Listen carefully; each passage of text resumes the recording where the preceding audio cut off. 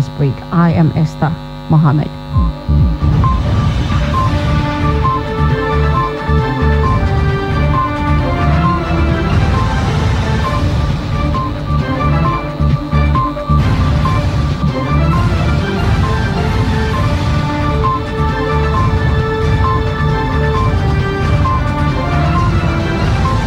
Now the news in detail. The federal government has declared Friday 25th, Monday 28th December 2020 and Friday January 1st, 2021 as public holidays to mark the Christmas, Boxing Day and New Year celebrations respectively. Minister of Interior Rauf Aregbesola made the declaration on Wednesday.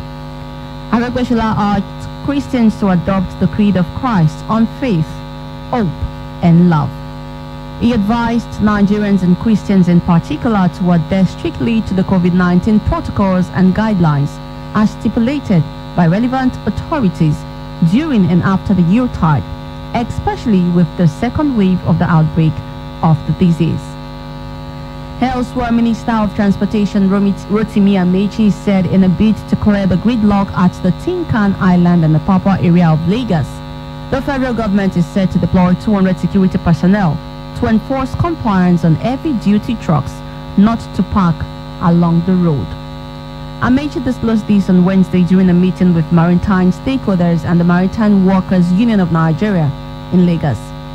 The minister, however, noted that a steering committee headed by the permanent secretary of the ministry, Madeline Ajani, will sit monthly until the challenges are overcome.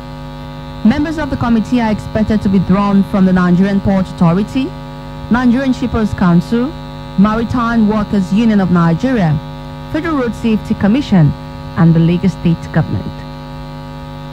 The National Identity Management Commission (NIMC) has debunked the report making the rounds that its server was breached, describing it as false.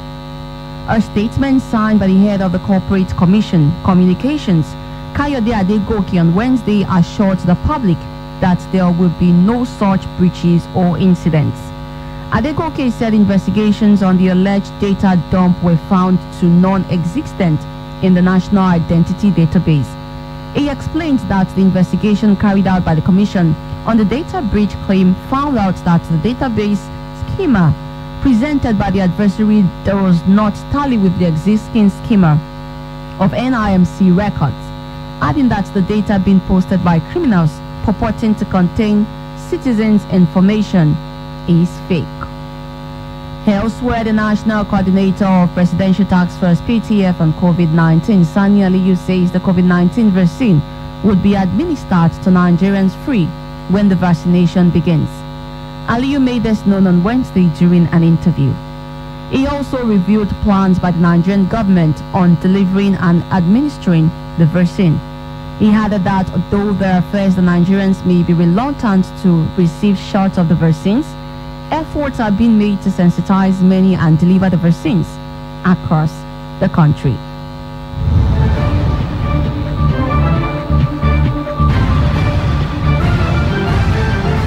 The Bureau of Public Enterprises has refuted reports that it diverted 14 billion naira from the proceeds of the privatization of the defunct Power Holding Company of Nigeria, PHCN. According to a statement by the head of communication of the agency, Amina Othman, the funds generated from the privatization exercise of the power sector was used to settle staff liabilities of PHCN. The privatization agency urged members of the public to disregard this said allegation against it and that it remains responsible in the discharge of its duties. Coming up in a moment on our Extra Voices, reactions to 2020 as Nigerians review major events that shaped the year. Stay with us.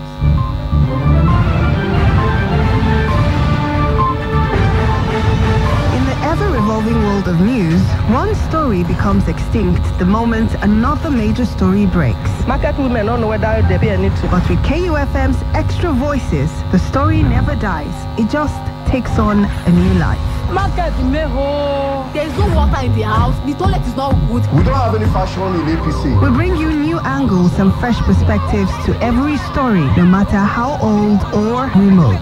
There are a lot of educated people that are involved in politics nowadays. We go a little beyond the surface to get you those extra details ignored in the rush for the news. Na bridge, now we take the enters now. Some don't die for inside. We go beyond the lines to bring extra voices, not just for those making the stories, Thank you, Mr. Speaker. but for those affected by the stories. I've lost one bag of rice. Documents. So it's a real disaster. With extra voices, we add new flavor to give fresh perspective and taste to an old story. Extra Voices airs every Wednesday and weekends on KUFM's major news bulletins.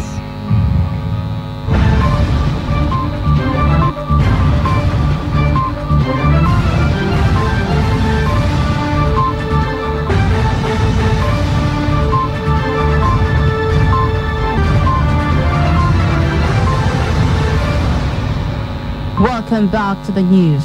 The year 2020 means different things to a number of people. While the year could have passed as one to be remembered for some people, many still consider the year as not a good one.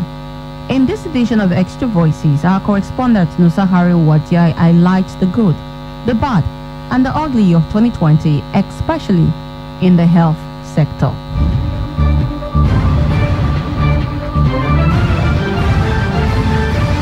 The year 2020 is winding down, but the challenges it brought is still bold in the minds of many. It began with so much prospects, and many citizens across the world were full of aspirations. Soon it bettered its unforeseen challenges, such as COVID-19 and its lockdown, the SARS protest which culminated into unrest, and eventually insecurity sets in. Come on, no worry.